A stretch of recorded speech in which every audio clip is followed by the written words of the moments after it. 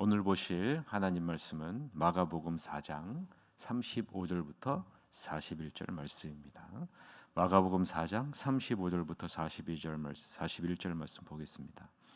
그날 저물 때에 제자들에게 이르시되 우리가 저편으로 건너가자 하시니 그들이 무리를 떠나 예수를 배에 계신 그대로 모시고 가매 다른 배들도 함께 하더니 큰 광풍이 일어나며 물결이 배에 부딪혀 들어와 배에 가득하게 되었더라. 예수께서 고문에서 베개를 베고 주무시더니 제자들이 깨우며 이르되 선생님이여 우리가 죽게 된 것을 돌보지 아니하시나이까 하니 예수께서 깨어 바람을 꾸짖으시며 바다더러 이르시되 잠잠하라 고요하라 하시니 바람이 그치고 아주 잔잔하여 지더라. 이에 제자들에게 이르시되 어찌하여 이렇게 무서워하느냐 너희가 어찌 믿음이 없느냐 하시니 그들이 심히 두려워하여 서로 말하되 그가 누구이기에 바람과 바다도 순종하는가 하였더라. 아멘. 오늘은 예수님과 동행하면 광풍이 이는 삶도 평안하다라는 제목으로 하나님 말씀을 보겠습니다.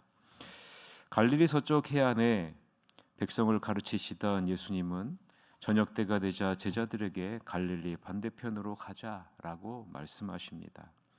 제자들은 예수님을 배에 모시고 떠납니다. 다른 배들도 예수님의 탄 배를 따라오죠. 그때 큰 풍랑이 일어납니다. 파도가 배 안으로 들이쳐 배가 점점 가라앉고 있습니다. 그때 예수님은 배 뒤편에서 베개를 베고 주무시고 계십니다. 제자들이 다급하게 예수님을 깨우며 말합니다. 선생님, 우리가 빠져 죽게 되었는데 아무렇지도 않게 잠을 주무시고 계십니까? 잠에서 깬 예수님은 바람에게 조용하라고 바다에게 고요하라고 명령합니다. 이에 즉시 바람은 숨을 먹고 바다는 호수처럼 고요해집니다. 예수님은 제자들을 바라보시며 꾸짖습니다. 어째서 너희는 이토록 겁이 많으냐? 그렇게도 믿음이 없느냐? 이에 제자들이 놀라고 두려워하여 어쩔 줄을 몰라 합니다. 제자들이 서로 말합니다. 도대체 이분은 누구이기에 바람과 바다도 마음대로 부리시는가? 이것이 우리가 살펴본 본문의 내용이죠. 오늘 본문을 보면서 우리는 몇 가지 질문을 해보고 그에 대한 답을 찾아가면서 그 안에 담겨져 있는 하나님의 은혜를 나누겠습니다. 첫 번째 질문은 왜 제자들이 예수님의 말씀에 순종하여 갈릴리 바다 건너편으로 가는데 큰 광풍을 만나 어려움을 겪게 되었을까라는 거죠. 자, 우리는 일반적으로 이렇게 생각합니다.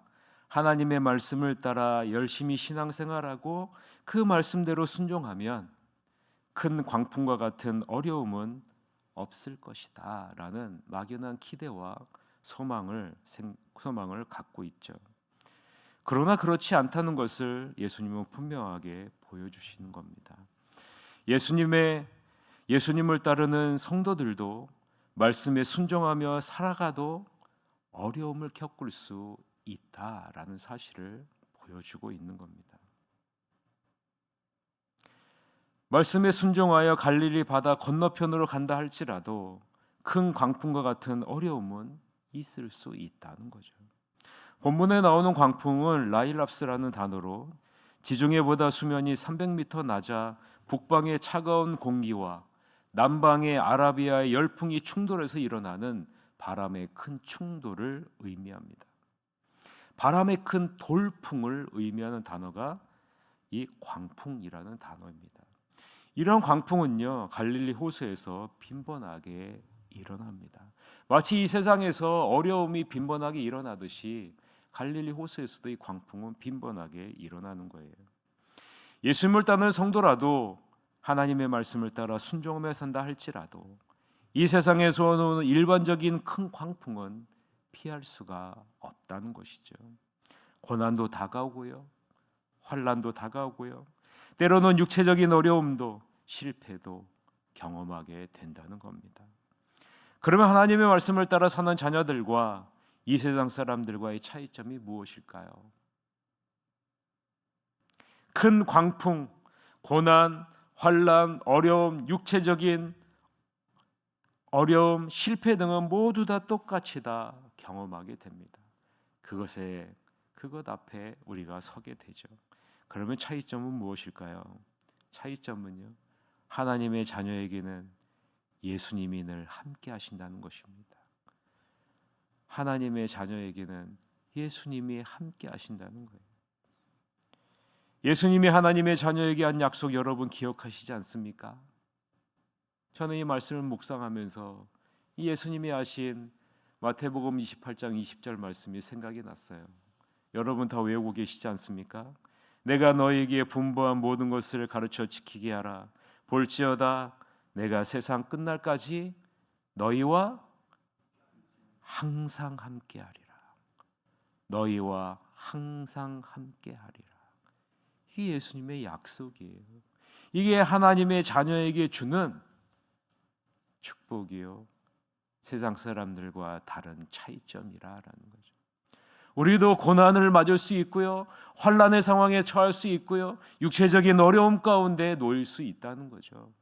그러나 그 모든 상황 가운데 예수님은 늘 함께 하신다라는 것. 이것이 하나님의 자녀와 세상 사람들과의 차이점이라는 거죠. 이것을 확신하고 의지하며 나아가는 것이 믿음 아니겠습니까? 예수님이 나와 함께 하신다. 오늘 본문을 보세요. 큰 광풍이 일어나 파도가 배에 덮쳐 배에 물이 가득하게 되어서 거의 죽게 되었지만 그 배에 누가 계십니까? 그 배에 예수님이 함께 하시지 않습니까? 여기서 우리는 이러한 질문을 할 수 있습니다. 예수님은 왜 제자들이 죽게 된 상황과는 정반대로 평안하게 배 뒤편에 베개를 베고 잠을 주무시고 계셨을까? 나는 이렇게 힘든데, 나는 이렇게 괴로운데 왜 예수님은 평안하게 주무시고 계셨을까? 여러분이 예수님이라면 왜 이 상황에서 편안히 배 뒤편에서 베개를 베고 주무시고 계셨을까요? 왜 잤을까요? 여러분 예수님이라면 왜 잤을까요? 한번 질문을 한번 해보세요. 저도 이러한 질문을 해봤습니다. 왜 예수님은 그런 상황에서 잠을 주무시고 계셨을까? 물론 인성을 입으신 예수님이 너무 피곤해서 깊이 잠들었을 수도 있습니다. 그러나 여러분, 예수님이 주무신 이유는요, 내가 너희와 함께하는 한 내 허락이 없이는 누구도 너희를 삼킬 수 없다는 것을 보여주기 위함 아니겠습니까? 내 허락이 없이는 이 큰 광풍이 너희를 삼킬 수 없다.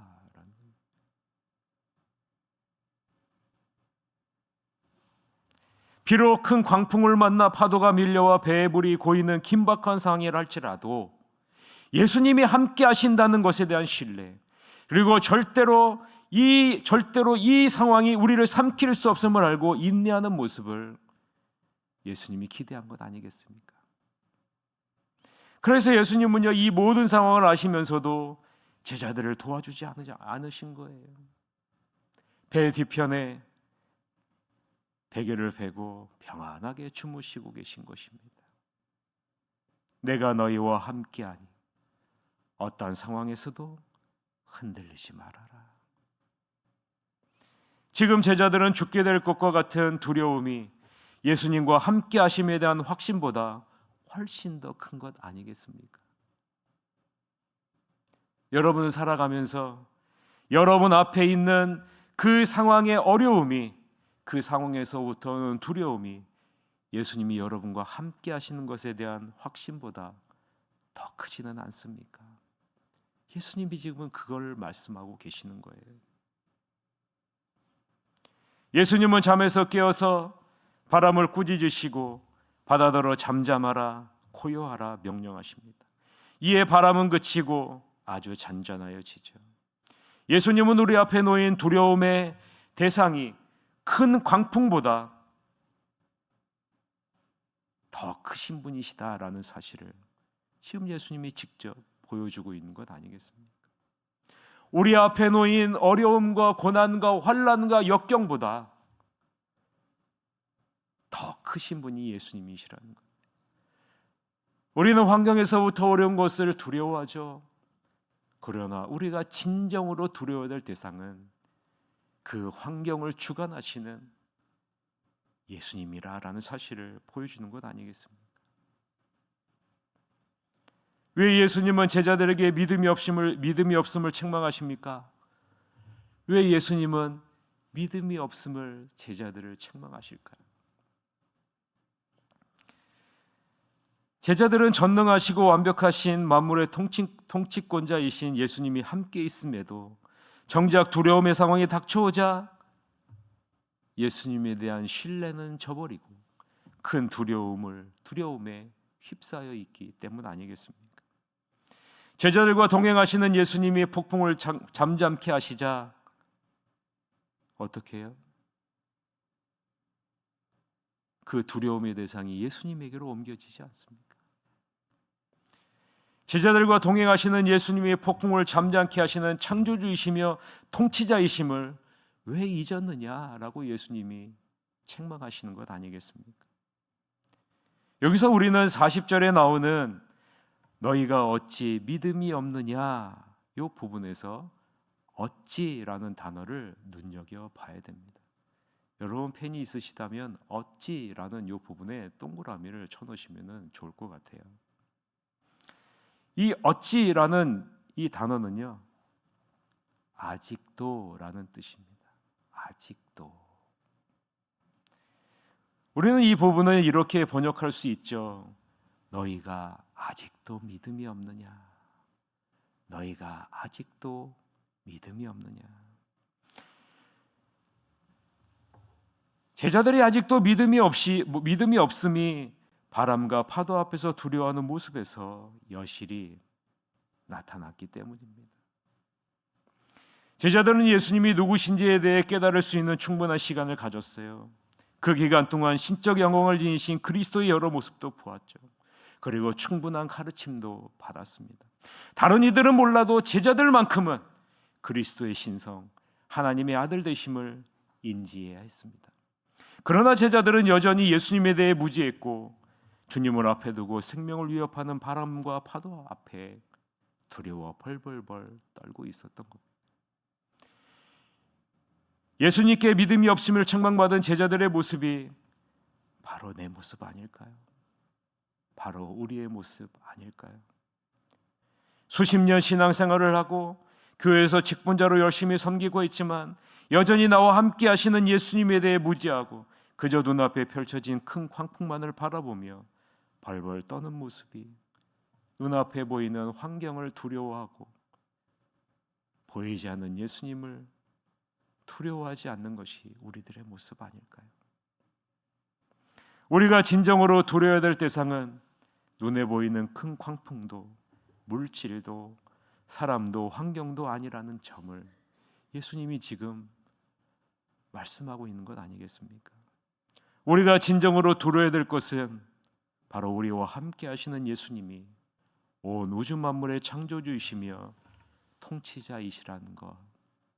여러분 이것을 잊지 마십시오.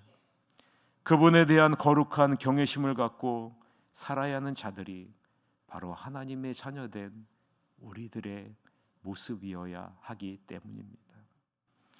그럴 때 우리는 내 삶의 풍랑이 찾아올지라도 두려워하지 않게 되는 거죠.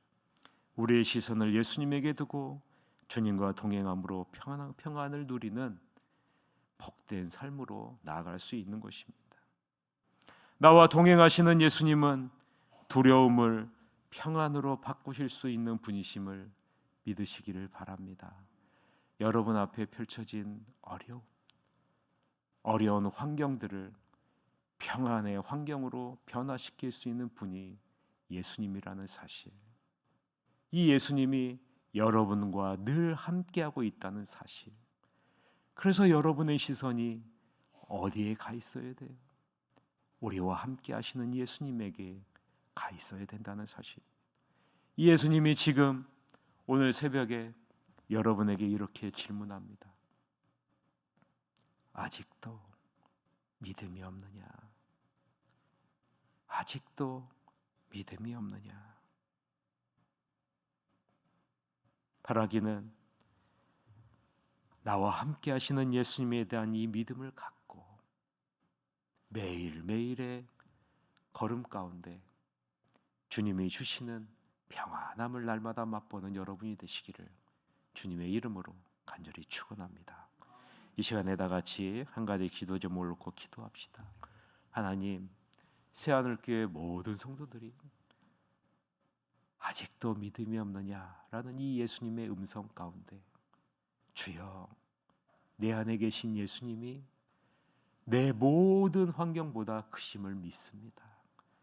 이제 주님께 나의 시선을 고정하고 주님께 모든 것을 맡기고 환경을 뛰어넘는 주님께로부터 온 평안함을 누리며 살아가게 해 주시옵소서라고 우리 다 같이 통성으로 기도하는 시간을 갖도록 하겠습니다. 기도하시겠습니다.